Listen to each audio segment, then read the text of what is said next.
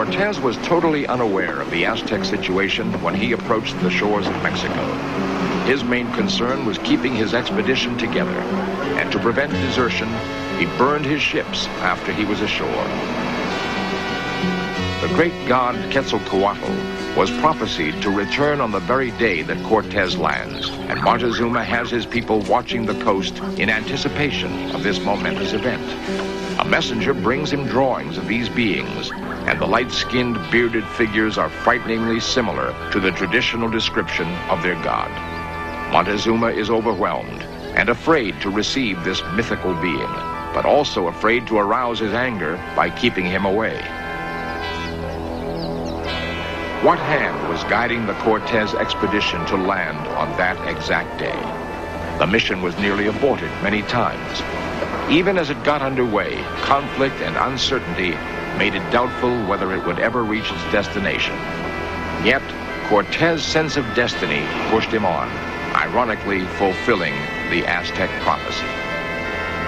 Who knows where or how the Quetzalcoatl legend originated? His image was on every temple in the empire. The more fantastic theories see in Quetzalcoatl an Irishman, Norseman, or even Atlantean, who had landed on Mexico's shore in some ancient time. Quetzalcoatl was important because he ruled a magnificent kingdom, a magnificent city-state in which there was abundance, harmony between the gods and human beings, agricultural stability.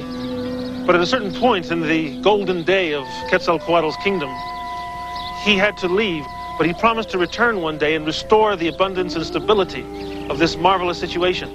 It appears from the primary sources that we have that when the Spaniards began to march inland in 1519, led by Cortez, that the Aztecs, and especially the Aztec king Moctezuma, interpreted the presence of the Spaniards as the return of this king Quetzalcoatl.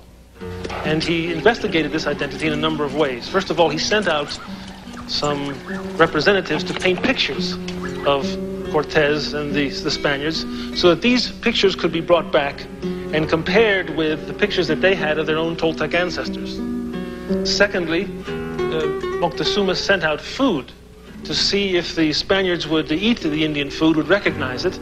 Were they indeed human beings, or were they other kinds of beings, or were they some sort of combination of beings, human beings and supernatural beings?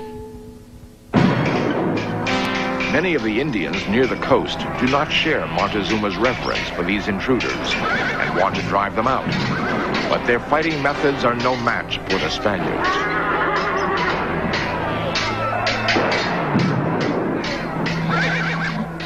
The battles between the Spaniards and the Indians usually ended in Spanish victory. The Spaniards had the great advantage of steel, which both offensive and defensive gave them an advantage that the Indians simply could not equal. The steel sword could cut through anything the Indians had. The steel helmet could not be penetrated by anything the Indians had. The other great advantage that the Spaniards had was the horse, which fulfilled the function, essentially, of a tank in modern warfare. And these two then were used in conjunction. A fairly large body of Spanish footmen with their swords would hack away at huge numbers of Indians, killing them, killing them, killing them, until they got tired.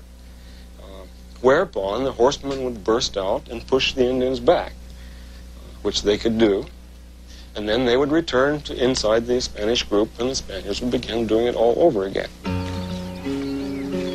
After being defeated on the battlefield, several tribal emissaries beg for peace and bring gifts as a sign of friendship. Cortez uses the occasion to further impress upon them his invulnerability. He has a horse brought to him, knowing that to them, this is a beast of the most fearsome proportion.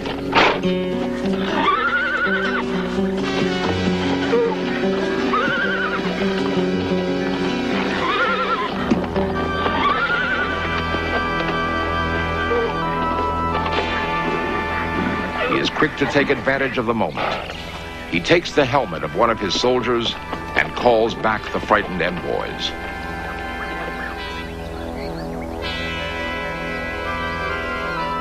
He then commands them to take the helmet to Montezuma and have it filled with gold. Even this helmet seems to be an object of wonder to them. It appeared to them that this helmet was very similar, if not the same kind of helmet, which the great Aztec deity Huitzilopochtli wore. We're told that the helmet was taken to Moctezuma, and when he saw it, he marveled at this possibility, and in fact compared it to the helmet which was associated with Huitzilopochtli, and was very impressed by the similarity, and in fact afraid. Montezuma does as commanded, but still, he sends the message for Cortez to come no further. At the heart of the Aztec belief system was fear. Fear of the apocalypse, which would inevitably come and annihilate the tribe. The function of the Aztec priests was to postpone this apocalypse as long as possible. And this could only be accomplished by pleasing the many gods with the hearts of human sacrificial victims. There are Aztec myths, Aztec stories, which tell that the Aztec city itself, the great temple of the Aztecs, was created as a result of the sacrifice of deities. These stories of sacrifice of gods became the models for the ritual system and the ritual processes of the Aztecs themselves. That is, as the gods had sacrificed themselves to give life to human beings were asked to sacrifice other human beings, which was understood to feed the deities and regenerate the world.